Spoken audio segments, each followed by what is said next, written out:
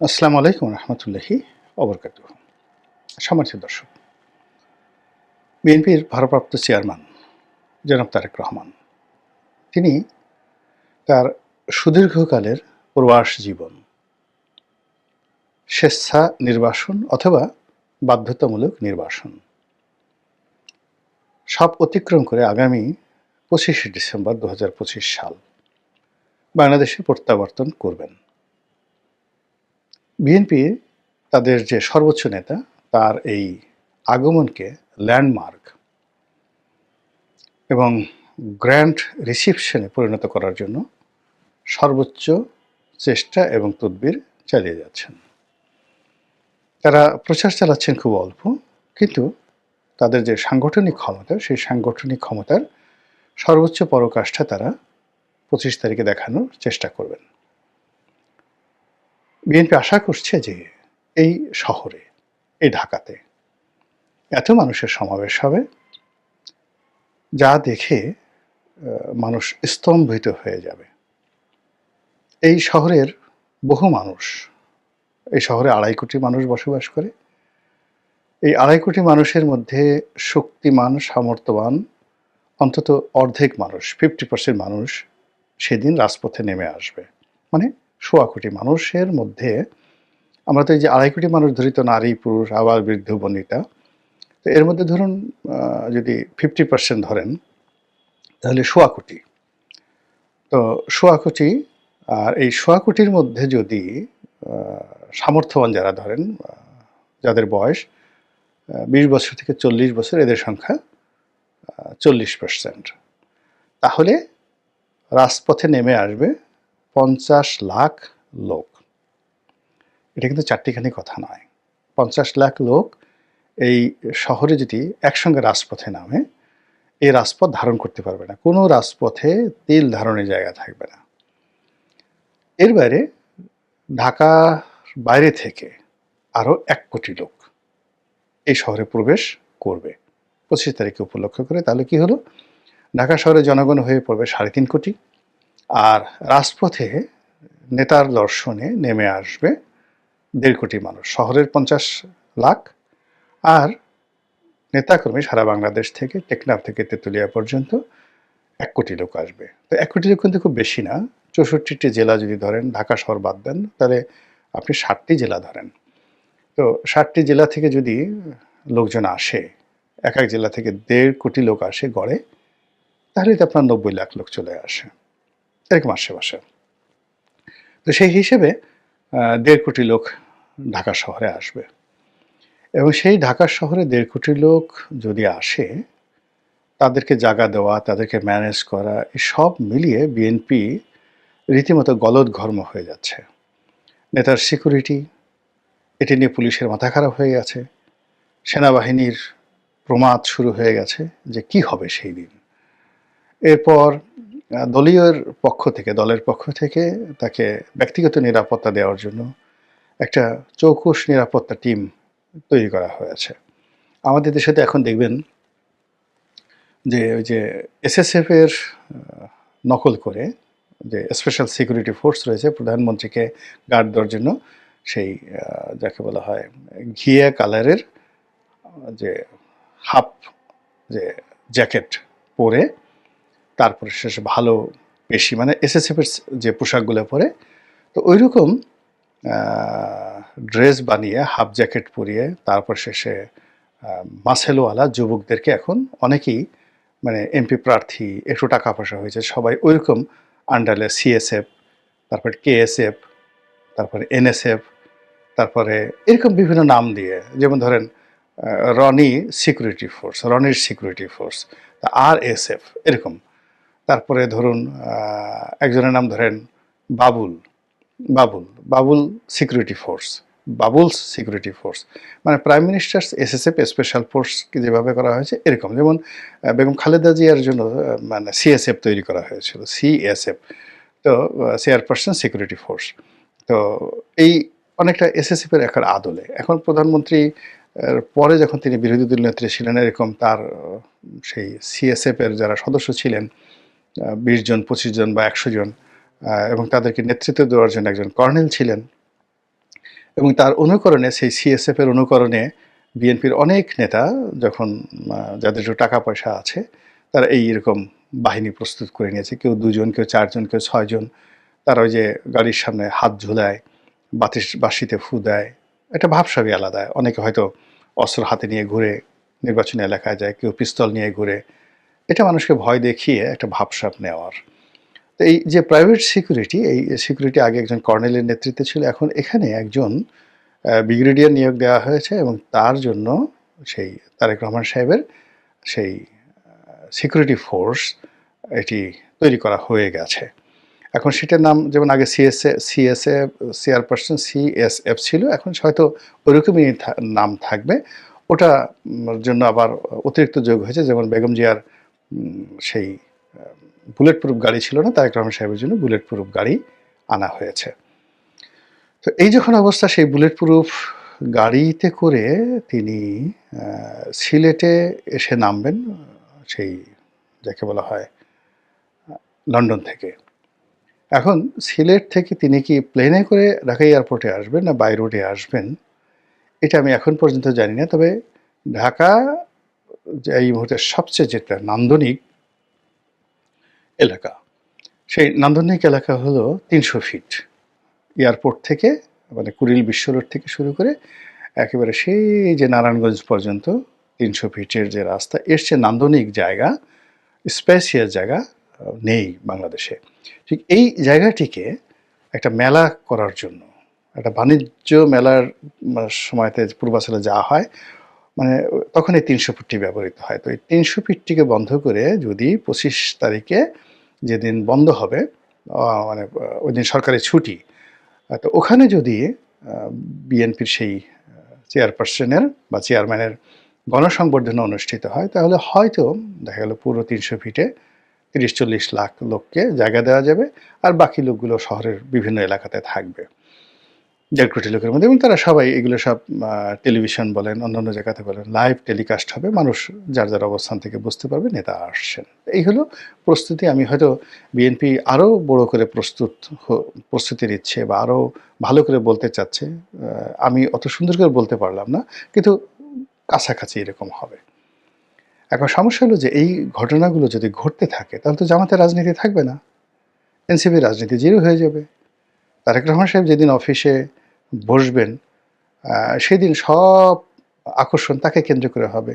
আমাদের দেশে তো মানুষ মানে সবসময় হাওয়া যেদিকে যায় সেদিকে পাল তুলে দেয়, এবং স্রোতের বিরুদ্ধে দাঁড়ানোর মতো আমাদের এই সমাজে কোনো লোক নেই।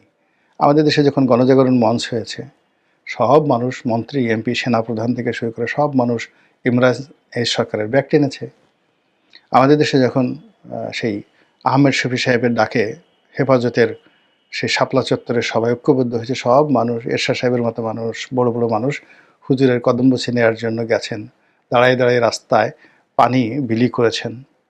আবার এই যে আমাদের দেশে যখন এখন জুলাই গণঅভ্যুত্থান হলো, সব মানুষ সার্জিস হাসনাত, মানে সরি, হারজিস বলে ফেলছে, আমি সরি, বিকজ হাসনাত এর জায়গাতে উঠে হয়ে গেছে সার্জিস, হাসনাত, মানে ওনাদের মতো যারা নেতা আছেন, তাদের ব্যাগ টানার জন্য কত বড় বড় মানুষ যে তাদের পিছিয়ে পিছিয়ে ঘুরে এরকম, মানে আপনি এই যে হাদি সাহেব যে ইন্তেকাল করলেন, তো তার যে জানাজা, এরকম জানাজা তো বাংলাদেশে কখনো হয়নি।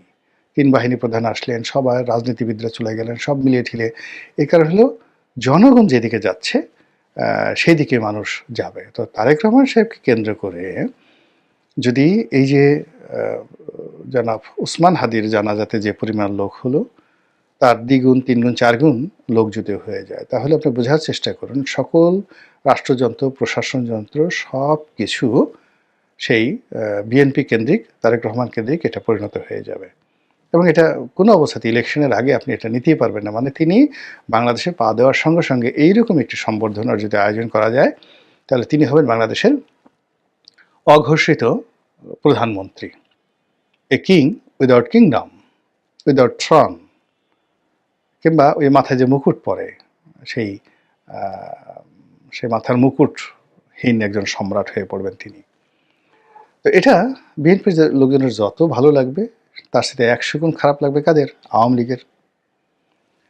১০০ জনের ১০০ গুণ খারাপ লাগবে যারা আগামীতে রাষ্ট্র ক্ষমতা আসতে চায় সে সকল নেতা, যারা এই মুহূর্তে ক্ষমতা আছেন তাদের সবাইকে মানে ওই গণসংবর্ধনায় জনাব তারেক রহমান সাহেবকে দেখলে মনে হবে তার মানে সেই মস্তক আকাশ স্পর্শ করেছে, এত বড় মনে হবে মানুষের মধ্যে, মানুষের নেতা। এটা দেখলে একবার চিন্তা করেন তো ডক্টর মোহাম্মদ ইউনূসের মন ভালো হবে না খারাপ হবে, কেমন লাগবে বলেন তো? তো এরকম যারা বিভিন্ন লোকজন আছেন অনেকের কষ্ট হবে, অনেকের হিংসা লাগবে এবং অনেকের রাজনৈতিক ভবিষ্যৎ নষ্ট হয়ে যাবে তারেক রহমান সাহেব আসলে। ফলে ২৫ তারিখ নিয়ে খোদ বিএনপির মধ্যে বহু বিতর্ক রয়েছে, বহু যাকে বলা হয় সন্দেহ রয়েছে, অবিশ্বাস রয়েছে। আসলে নেতা শেষ পর্যন্ত আসবেন কিনা, আসতে পারবেন কিনা, আর প্রতিপক্ষ যারা আছে তারা তো কেল্লাফতে আসতেই পারবে না। এরপরেও উভয় পক্ষ কিন্তু ২৫ তারিখে কেন্দ্র করে নানা রকম প্রস্তুতি নিচ্ছে। বিএনপি যেভাবে প্রস্তুতি নিচ্ছে, বিএনপি যারা প্রতিপক্ষ তারাও প্রস্তুতি নিচ্ছে। এখন ধরুন বিএনপির প্রতিপক্ষ এই সম্মেলনটিকে কেন্দ্র করে যদি তারা প্ল্যান করে, প্রোগ্রাম করে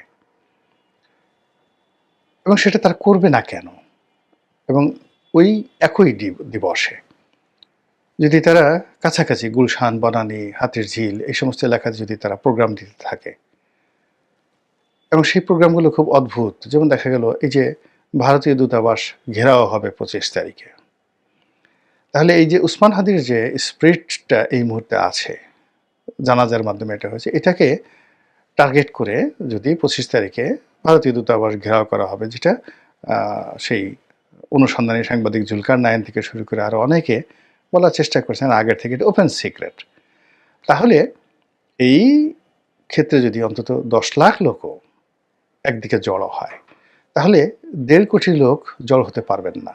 ঢাকাতে তো স্পেস নেই, কোনো অবস্থাতে স্পেস নেই। একই সাথে দুটো প্রোগ্রাম যদি সেখানে ধারণা হয়। ২ নম্বর হলো যে ওই যে যারা ওসমান হাদির যে টার্গেট যারা করেছে বা ওসমান হাদির ঘটনা যারা ঘটিয়েছে তারা তো বসে থাকবে না। তো তারা যদি তারেক রহমান সাহেব বিরোধী পক্ষ হন, তারা তো এই ঘটনা ঘটিয়ে সারা বাংলাদেশকে উত্তাল করে দিয়ে এখন পর্যন্ত যে ঘটনাগুলো ঘটেছে ওসমান হাদির দুর্ঘটনার পর, হত্যাকাণ্ডের পর, তাতে খুনির যারা দোসর বা যারা খুনির মাস্টার মাইন্ড, হুকুমদাতা বা স্বয়ং যারা খুনি, তাদের একটা পশম তো এখন পর্যন্ত স্পর্শ করা যাচ্ছে না। এবং এখন পর্যন্ত খুনির মানে মানে যে মোটিভ ছিল, কি কারণে তিনি খুন করেছেন, এই জিনিসগুলো মানে আমরা জানতে পারিনি, প্রশাসনও জানতে পারেনি, কেউ কিছু বলেনি। শুধু ওসমান হাদির চিকিৎসা, তার দাফন কাফন, জানাজা, এই জিনিসগুলো নিয়ে পুরো দেশ এবং জাতি আবেগে ভাসছে। আর যখনই জাতি আবেগে ভাসছে তখন প্রতিপক্ষ হাসছে, যারা এই কাজগুলো ঘটিয়েছে। ফলে তারা তাদের টার্গেট ২, টার্গেট ৩, টার্গেট ৪ এবং সেই টার্গেট ৪ যদি তারেক রহমান সাহেবের ২৫ তারিখে কেন্দ্র করে কোনো কিছু ঘটে, এনিথিং হ্যাপেন্ড, এমনকি ওই দিন যদি একটা বেলুনও ব্রাস্ট করা হয় ২৪ তারিখ রাতে, দেখা গেল যে সর্বনাশ হয়ে যাবে একটা জীবন। মানে দেখা গেল যে লক্ষ লক্ষ মানুষ, তো লক্ষ মানুষ আকাশে, মানে ওই দিন তো নেতা আসবেন, বারে বারে আকাশের দিকে তাকাবে, হঠাৎ করে যে কোনো জায়গা থেকে ধরেন বড় একটা বেলুন আকাশে উড়ছে এবং আকাশে গিয়ে এই বেলুনটা হঠাৎ ব্রাস্ট হলো এবং বেলুন থেকে অদ্ভুত দুর্গন্ধ, বাজে জিনিস এসে মাটিতে পড়লো। তো মানুষ তো কিন্তু মানে একটা জাস্ট একটা ফান, কেউ হয়তো একটা ফান করবে, টিটকারি করবে, মস্কারা করবে, কিন্তু ওটার যে আতঙ্ক শুরু হয়ে যাবে, সেই আতঙ্কে যে দৌড়দৌড়ি শুরু হয়ে যাবে যে বেলুন থেকে না জানি অ্যাটম বোমা পড়লো কিনা। তো এইরকম আসলে যারা প্রতিপক্ষ রয়েছে তাদের মাথায়, আমি এখানে ৭টি ঘটনা বলেছি, 7, যে তারা পরিকল্পনা করছে। আসলে এরকম শত শত দুষ্ট বুদ্ধি প্রসব করার মতো আমাদের এই সমাজের অনুর্বর মস্তিষ্কের অভাব নেই। সমাজে যখন খারাপ সময় চলে তখন দুষ্টবুদ্ধি এখানে রীতিমতো প্রাতিষ্ঠানিক রূপ লাভ করে, আর সমাজে যখন উর্বরতা বিরাজ করে তখন সেখানে শিল্প হয়, সাহিত্য হয়, নাটক হয়, সিনেমা হয়, গান হয়, বাদ্য হয়, মানে বসন্তের সময় যা কিছু হয়, উৎসব হয়, পার্বণ হয়, কিন্তু সমাজ যখন সেই যাকে বলা হয় যেখানে জানাজার জন্য প্রস্তুত হয়, সমাজ যখন জানাজাটাকে সেলিব্রেট করে, একটি জানাজাকে, একটা সমাজ যখন একটি মানুষের মৃত্যুকে সেলিব্রেট করে, তখন সেখানে জন্ম নিয়ে আনন্দ করা যায় না। এখনকার যে সমাজ, এই সমাজের যে কাঠামো বা ট্রান্সফরমেশন, সমাজটাতে যে বিবর্তন হচ্ছে, তো সেইখানে যদি আপনি হুট করে কোনো আনন্দ উদযাপন করতে চান, সে আনন্দ এই সমাজ ধারণ করতে পারে না। ফলে কি হলো, এই যে তারেক রহমান সাহেবের যে আগমন, সেই আগমনটাকে আপনি এটাকে আনন্দমুখর করবেন, এটাকে উদযাপন করবেন, তারপরে এটিকে আপনি আবার ক্যাশ করবেন, অন ক্যাশ করবেন। প্রথমত আপনি নেতা আসছেন, আনন্দ প্রকাশ করবেন, সমাজের সবাই যেখানে কাঁদছে আপনি সেখানে হাসবেন কেন? আপনি তো হাসতে পারবেন না। ব্যবসা বাণিজ্য বন্ধ, শিল্প কারখানা বন্ধ, কোটি কোটি মানুষ মানে পাগলের মতো ছুটছে, আর সেখানে আপনি ১.৫ কোটি মানুষ এনে একত্র করে নেতাকে বরণ করে নেবেন। এটা সমাজের যে ডিমান্ড, সেই ডিমান্ডের উল্টো। ২ নম্বর হলো যে আপনার যারা প্রতিপক্ষ রয়েছে, সেই প্রতিপক্ষ সঙ্গে আপনার সমঝোতা নেই।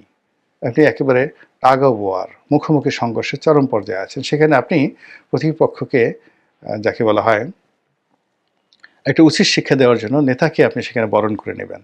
এটা হয় না, কখনো কোথাও হয় না।